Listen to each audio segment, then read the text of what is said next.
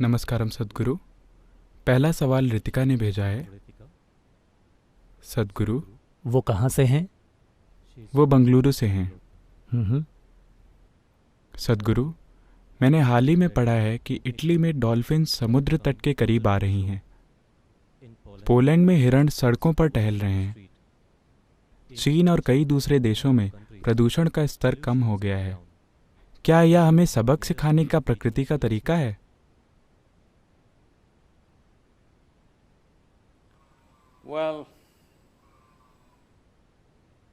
हमें human beings कहा जाता है। इस ग्रह के किसी भी दूसरे प्राणी को बीइंग नहीं कहा जाता। हम ह्यूमन बीइंग्स हैं, यानी कि मूलभूत क्वालिफिकेशन ये है कि हम जानते हैं कि हाउ टू बी। अफसोस कि मानवता इसे गलत साबित करने की पूरी कोशिश कर रही है। मैं इस बात को कई तरीकों से कहता रहा हूं। अगर हम जागरूकता के साथ चीजों को सही तरीके से करना नहीं सीखते तो प्रकृति हमें बहुत ही क्रूर तरीके से सबक सिखाएगी। इन सब में सबसे महत्वपूर्ण चीज है जनसंख्या।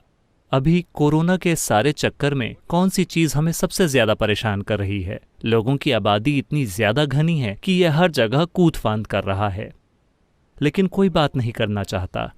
आमतौर पर दुनिया के नेताओं ने इस बारे में बात नहीं की है, क्योंकि कोई भी उन धार्मिक समुदायों के खिलाफ नहीं जाना चाहता जो इसके खिलाफ हैं, उनके जो भी कारण हों।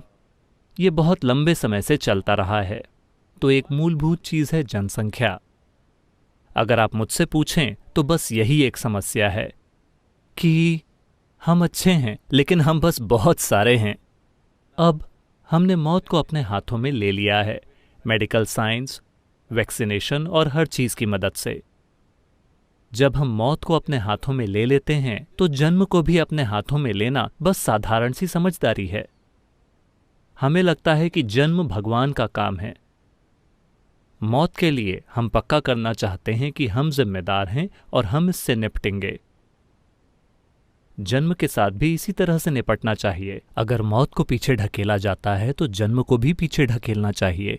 इंसानों की मौजूदगी इतनी ज्यादा बड़ी हो गई है, इतनी ज्यादा कि दूसरे प्राणियों के जीने के लिए जगह ही नहीं बची है। अब शायद ये बात वैज्ञानिक रूप से सच न हो, शायद ये नहीं है, लेकिन मान लीजिए कि आप एक वायरस होते। मान लीजिए कि आप एक वायरस हैं और आप दूसरे जानवरों के शरीर में रहते हैं और जानवरों की तादाद कम से कम होती जा रही है। क्या आप रहने के लिए कोई दूसरी जगह नहीं ढूंढेंगे? शायद वायरस ने यही किया है, क्योंकि पर्याप्त जानवर मौजूद नहीं हैं। एक बात तो यह है कि जंगल में रहने वाले जानवरों की तादाद एक बहुत ही दुखद तरीके से कम हुई है। दूसरी बात यह है कि हर दिन जानवरों को मारा जाता है। साल भर में हम खाने के लिए 70 अरब जानवरों की हत्या करते हैं। 7 अरब लोग दुनिया भर में 70 अरब जानवरों की हत्या कर रहे हैं। मुझे यकीन है कि हम उतना खा नहीं रहे हैं, लेकिन हम इतनी ही बेहूदगी के साथ जी रहे हैं। अगर जानवरों के शरीर कम हो रहे हैं तो शायद वायरस इंसानों के शरीर में जीने के लिए खुद में बदलाव ला रहा है। मैं विज्ञान की बातें नहीं कह रहा, ये बस सरल सा लॉजिक है। अगर आप एक वायरस होते तो क्या आप ऐसा नहीं करते? निश्चित रूप से आप करते, क्योंकि अगर आपके रहने के ठिकाने गायब हो रहे हैं तो आप नए ठिकाने खोजना चाहेंगे, जिंदा रहने के लिए नई जगहें।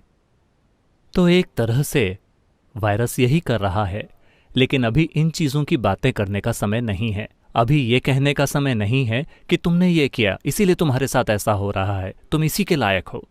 नहीं, अभी इन बातों का समय नहीं है। अभी समय है समझदारी भरे काम का। अगर लोगों को इन्फेक्शन लग गया है और वो पीड़ा में हैं, तो उन्हें आपकी करुणा और आपके ध्यान की जरूरत है। ये इन चीजों की बातें करने का समय नहीं है, लेकिन लंबे समय में हमें इन चीजों के बारे में सोचना चाहिए कि अगर हम इस ग्रह पर हर दूसरे प्राणी के जिंदा रहने के लिए जगह नहीं बनाते, फिर आप देखेंगे कि हम भी जिंदा नहीं रह पाएंगे, क्योंकि हमारा जीवन बाकी के सारे प्राणियों से अलग नहीं है, खासकर माइक्रो ऑर्गेनिजम्स से। वे भी हमारे जीवन का एक हिस्सा हैं। आप अपने रिश्तेदारों और दोस्तों के बिना भी जी सकते हैं, लेकिन आप माइक्रो ऑर्गेनिजम्स के बिना नहीं जी सकते। वे कई सारी चीजें कर रहे हैं। शायद ऐसा हो जाए कि समय के साथ साथ ये वाला वायरस भी हमारा मददगार बन जाए। क्योंकि ये जीवाणु और विषाणु ऐसे ही काम करते हैं। वे जीवन के फलने फूलने के लिए एक जगह ढूंढ रहे हैं, इसलिए उनकी गतिविधि एक खास तरीके से चल रही है। क्या ये एक सबक है?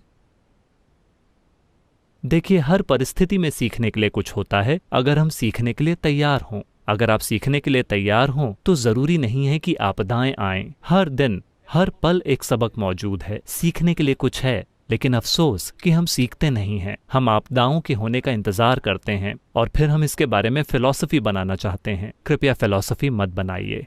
कृपया ये कहते हुए मत फिरिए कि हमें ये मिला है और आप वास्तव में इसी के लायक हैं। जिन लोगों ने ये किया है वो इसी के लायक हैं। इस बकवास को छोड़ दीजिए, ये हमें कहीं नहीं पहुंचाने वाली। अभी महत्वपूर्ण बात यह है कि कैसे वायरस आगे ना बढ़े। महत्वपूर्ण बात यह है कि आप इसके वाहक न बने, आप इन्फेक्टेड ना हो जाएं। ये पक्का करें कि कोई दूसरा भी इन्फेक्टेड ना हो। अभी आसान सी चीज है दूरी बनाकर रखना, हर चीज से दूरी। ये अकेले होने का समय है, ये भीतर की ओर मुड़ने का समय है। मैं लंबे समय से आपको अध्यात्म की दिशा में ले जाने की कोशिश करता रहा हूं। ऐसा लगता है कि आपके लिए एक वायरस की जरूरत थी।